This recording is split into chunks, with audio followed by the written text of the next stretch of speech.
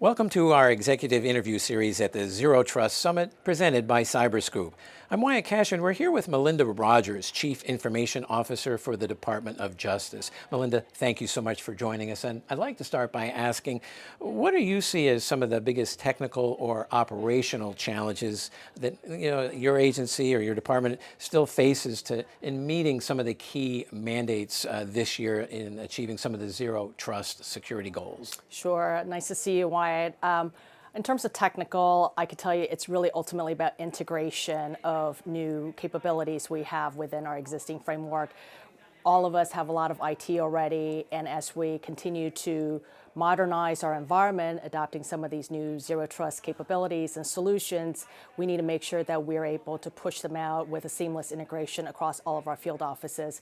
And part of that seamless integration also means that we need to not disrupt the mission operations, and we need to make it a good user experience for the individuals so that they will actually incorporate the good cybersecurity practices and the solutions as part of their day-to-day operation. Probably sounds a lot easier than reality, but that I would say is the key technical challenge for all things Zero Trust. Ultimately, it has to be easy for the end user for it to be sustainable. Operationally, I would say the biggest challenge is in operationalizing, if I could use that as a word, Zero Trust, the Zero Trust framework.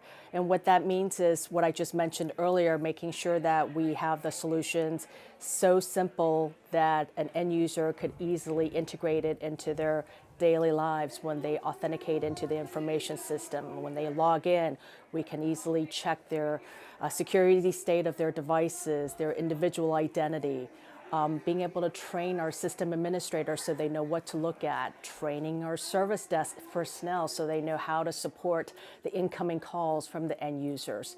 So it's a whole bevy of work around implementing Zero Trust. I would say the good thing is with Justice, we are not starting from zero with Zero Trust. We have 10+ years of putting good cyber defense structures in place, and we're really leveraging what we have built as a foundation to pivot into the Zero Trust of tomorrow. Terrific. And then next, I'd just like to ask, where are you seeing signs of AI really helping to accelerate your department's efforts to establish Zero Trust practices or better defenses? Sure. I think certainly with artificial intelligence, the opportunities are limitless. I would be remiss if I don't mention that we just appointed a new artificial intelligence officer. His name is Jonathan Mayer, and I look forward to working with him to flesh out how we would go about affecting that at the Department of Justice. Certainly within cyber, we have the opportunities of looking at our log information to see what we can glean from that, but I think there are plenty of opportunities across the entire organization. But I would say ultimately it's going to come down to getting a good governance structure in place, and that's where I want to work hand in hand with our Chief AI Officer, Jonathan, to affect that change for the Department of Justice.